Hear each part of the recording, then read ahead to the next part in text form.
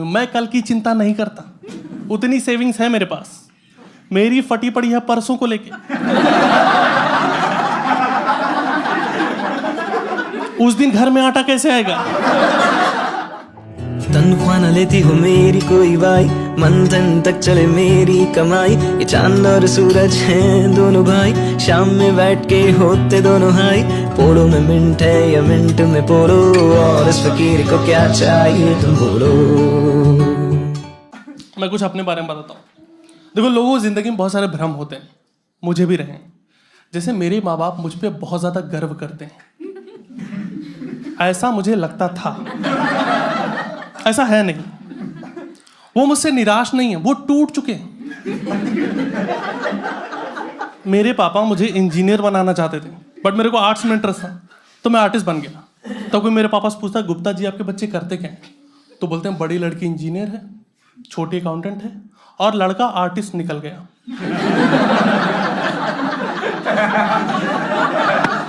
Artist निकल गया, ऐसे बोलने जैसे गंजेड़ी निकल गया। ये सुन के मैं टूट जाता हूं, और फिर मैं अपनी माँ के सामने जाके गाना गाता हूँ कि क्या मैं इतना बुरा हूं मैं माँ? तो माँ कहती है हाँ, प्रॉब्लम तो है बेटा तुम्हारे अंदर। और ये दोनों मुझसे इतने ज्यादा निराश, इसके पीछे रीजन है कि मैं लूजर रहा हूं लाइफ में। बचपन से ही पढ़ाई में कमजोर था, मेरी मैथ बहुत ज्यादा कमजोर थी। मेरी मैथ इतनी कमजोर थी कि पढ़ते पढ़ते मेरी गणित फट गई।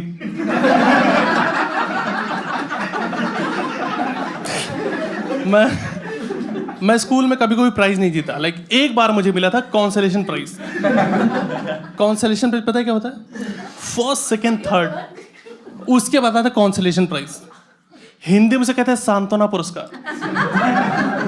वो टीचर भी बच्चों को भीख में देता है, जब उसको लगता है इसको दो नहीं मर वरना जाए यार। ये उसकी फट गई थी यार। उसने देख लिया था मेरी आंखों में मौत का मंजर। उसने मेरे हाथ में ट्रॉफी दी और कान में को बोला, बेटा घर जाके फोन कर देना तुम यार, लटक मत जाना, तुम्हारे हालात ठीक लग नहीं रहे। अभी भी मैं लाइफ में कुछ खास कर नहीं रहा। जैसे कुछ दिन पहले मैंने अपनी जॉब छोड़ दी, क्योंकि मुझे पता चल गया था लोग मुझे निकालने वाले।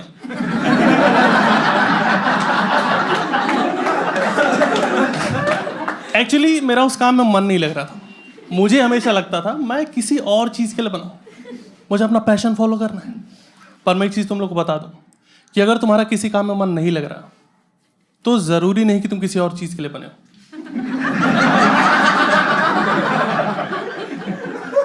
हो सकता है तुम हरामखोर हो।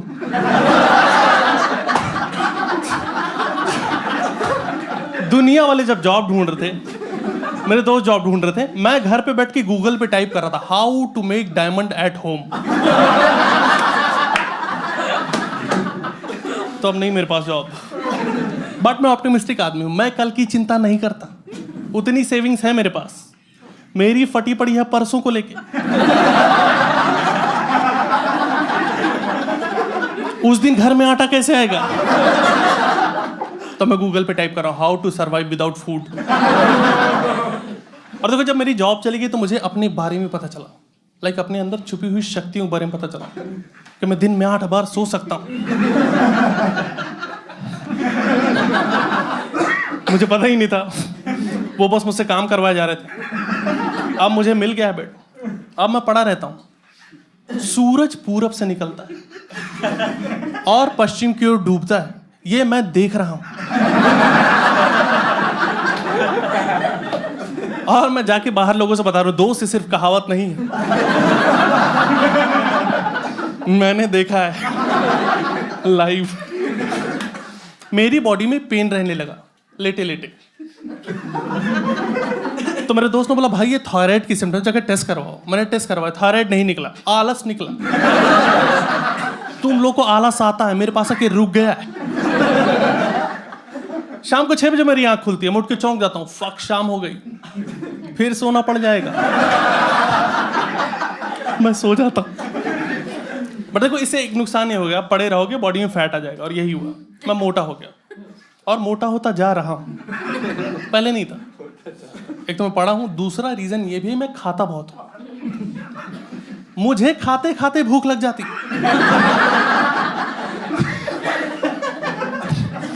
और ऐसा नहीं मैं से कंट्रोल करने की कोशिश नहीं की। मैंने 2 बार जिम ज्वाइन किया और दोनों बार 2-2 दिन में छोड़ दिया।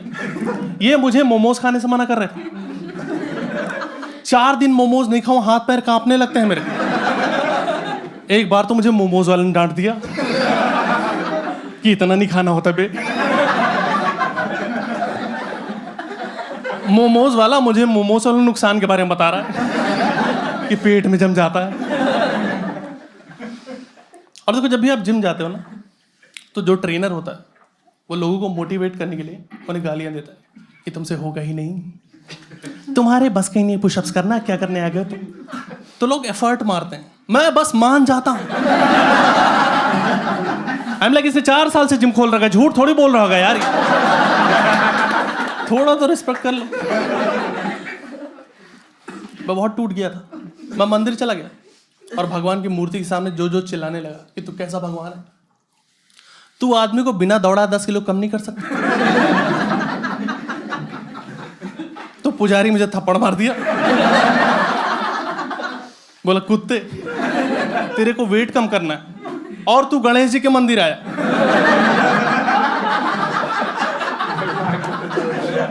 वो भी 3 किलो लड्डू लेके। चूतिए, ऐसे नहीं होगा। अब पुजारी मुझे टिप्स दे रहा है, बोला ब्रो तू एक काम कर, तू स्विमिंग कर। स्विमिंग करने से वेट कम होता है। और ये बात सही है, आप स्विमिंग करो वेट कम होता है, बस तुम्हें पानी में जाते ही मजे ना आने लगे। मैं पानी में जाते ही अपने गेम शुरू कर देता हूं। मैं पानी में जाता हूं और कच्चे में हवा भर लेता हूं।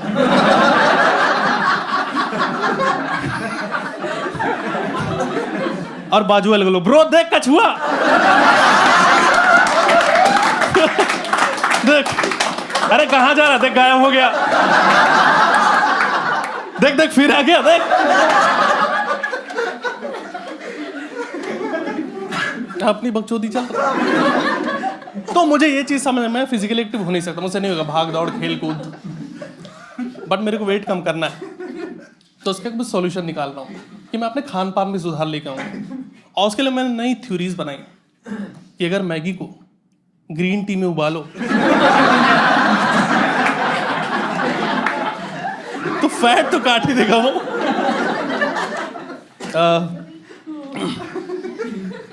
कॉलेज में भी मेरे हालात कुछ अच्छे थे नहीं, वो लूजर ही था।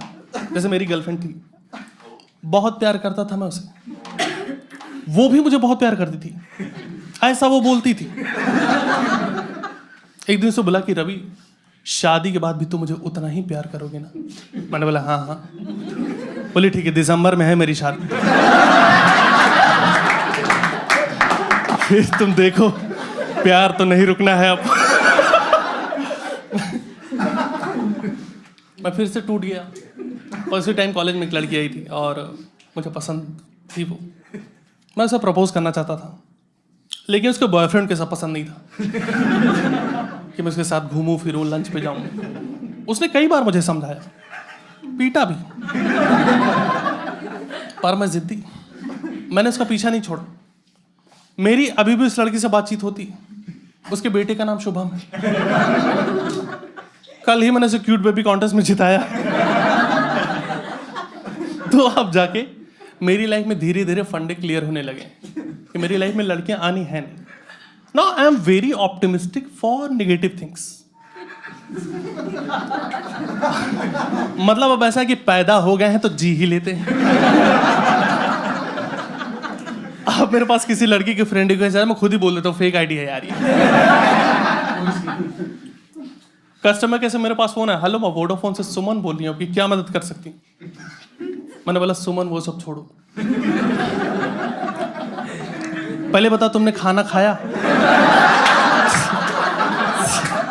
सब ठीक है, मैं बहुत अकेला हूँ यार, बहुत डेस्परेट भी। मैं आधी आधी रात में उठ के चौंक जाता हूँ अपने ही खर्राटों से कि कौन है। अब मैं ही तो हूँ। मैं लाइफ में इतना अकेला हूं कि मेरी पीठ पे साबुन लगाने वाला कोई नहीं, तो मैं साबुन दीवार पे चिपका लेता हूं और अपने हिसाब से नहाता हूं। पर उसमें भी साबुन फिसल के फंस जाने का खतरा है।